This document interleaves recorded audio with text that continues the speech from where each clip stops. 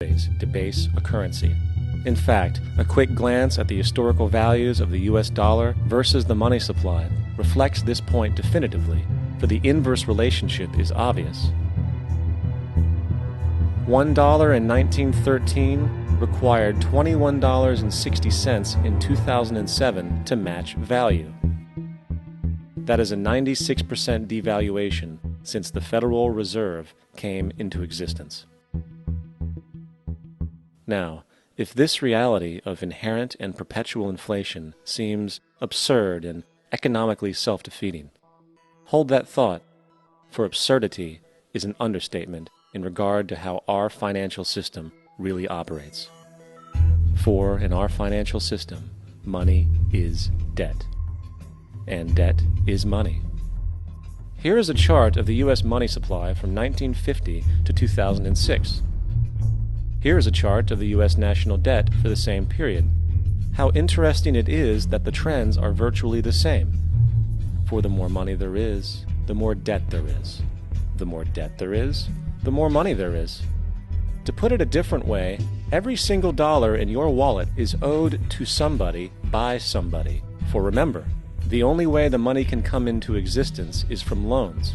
Therefore, if everyone in the country were able to pay off all debts, including the government, there would not be $1 in circulation.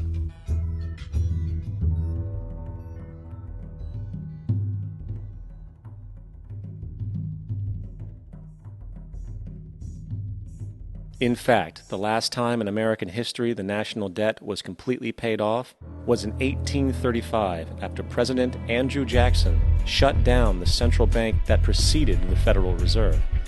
In fact, Jackson's entire political platform essentially revolved around his commitment to shut down the central bank, stating at one point, "The bold efforts the present bank has made to control the government are but premonitions of the fate that awaits the American people should they be deluded into a perpetuation of this institution or the establishment of another like it." Unfortunately, his message was short-lived, and the international bankers succeeded to install another central bank in 1913, the Federal Reserve. And as long as this institution exists, perpetual debt is guaranteed. Now, so far we have discussed the reality that money is created out of debt, through loans. These loans are based on a bank's reserves, and reserves are derived from deposits. And through this fractional reserve system, any one deposit can create 9 times its original value, in turn debasing the existing money supply, raising prices in society. And since all this money is created out of debt and circulated randomly through commerce, people become detached from their original debt, and a disequilibrium exists where people are forced to compete for labor in order to pool enough money out of the money supply to cover their costs of living. As dysfunctional and backwards as all of this might seem, there is still one thing we have omitted from this equation. And it is this element of the structure which reveals the truly fraudulent nature of the system itself: the application of interest. When the government borrows money from the Fed, or when a person borrows money from a bank, it almost always has to be paid back with accrued interest. In other words, almost every single dollar that exists must be eventually returned to a bank with interest paid as well. But if all money is borrowed from the central bank and is expanded by commercial banks through loans, only what would be referred to as the principal is being created in the money supply. So then, where is the money to cover all of the interest that is charged? Nowhere. It doesn't exist. The ramifications of this are staggering, for the amount of money owed back to the banks will always exceed the amount of money that is available in circulation.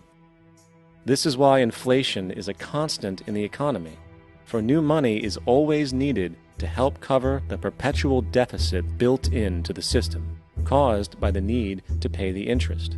What this also means is that mathematically, defaults and bankruptcy are literally built into the system, and there will always be poor pockets of society that get the short end of the stick. An analogy would be a game of musical chairs, for once the music stops, somebody is left out to dry. and that's the point. It invariably transfers true wealth from the individual to the banks. For if you are unable to pay for your mortgage, they will take your property. This is particularly enraging when you realize that not only is such a default inevitable due to the fractional reserve practice, but also because of the fact that the money that the bank loaned to you didn't even legally exist in the first place. In 1969, there was a Minnesota court case involving a man named Jerome Daly, who was challenging the foreclosure of his home by the bank which provided the loan to purchase it. His argument was that the mortgage contract required both parties, being he and the bank, each put up a legitimate form of property for the exchange. In legal language, this is called consideration.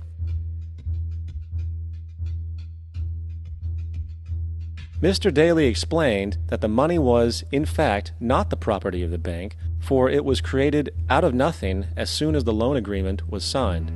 Remember what modern money mechanics stated about loans? What they do when they make loans is to accept promissory notes in exchange for credits.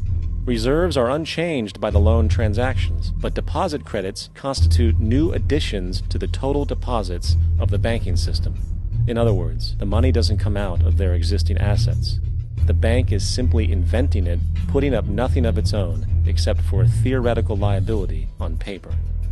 As the court case progressed, the bank's president, Mr. Morgan, took the stand, and in the judge's personal memorandum, he recalled that the plaintiff, bank's president, admitted that, in combination with the Federal Reserve Bank, did create the money and credit upon its books by bookkeeping entry. The money and credit first came into existence when they created it. Mr. Morgan admitted that no United States law or statute existed which gave him the right to do this. A lawful consideration must exist and be tendered to support the note. The jury found that there was no lawful consideration, and I agree. He also poetically added, only God can create something of value out of nothing. And upon this revelation, the court rejected the bank's claim for foreclosure, and Daly kept his home. The implications of this court decision are immense. For every time you borrow money from a bank, whether it is a mortgage loan or a credit card charge, the money given to you is not only counterfeit, it is an illegitimate form of consideration, and hence voids the contract to repay, for the bank never had the money as property to begin with. Unfortunately, such legal realizations are suppressed and ignored, and the game of perpetual wealth transfer and perpetual debt continues. And this brings us to the ultimate question: why? During the American Civil War, President Lincoln bypassed the high-interest loans offered by the European banks and decided to do what the Founding Fathers advocated, which was to create an independent and inherently debt-free currency. It was called the greenback. Shortly after this measure was taken, an internal document circulated between private British and American banking interests stated, "Slavery is but the owning of labor, and carries with it the care of laborers, while the European plan is that capital shall control labor by controlling wages. This can be done by controlling the money. It will not do to allow the greenback, as we cannot control that." The fractional reserve policy perpetrated by the Federal Reserve, which has spread in practice to the great majority of banks in the world, is, in fact, a system of modern slavery. Think about it. Money is created out of debt. And what do people do when they are in debt? They submit to employment to pay it off. But if money can only be created out of loans, how can society ever be debt-free? It can't. And that's the point. And it is the fear of losing assets coupled with the struggle to keep up with the perpetual debt and inflation inherent in the system, compounded by the inescapable scarcity within the money supply itself, created by the interest that can never be repaid, that keeps the wage slave in line, running on the hamster wheel with millions of others, in effect powering an empire that truly benefits only the elite at the top of the pyramid. For, at the end of the day, who are you really working for?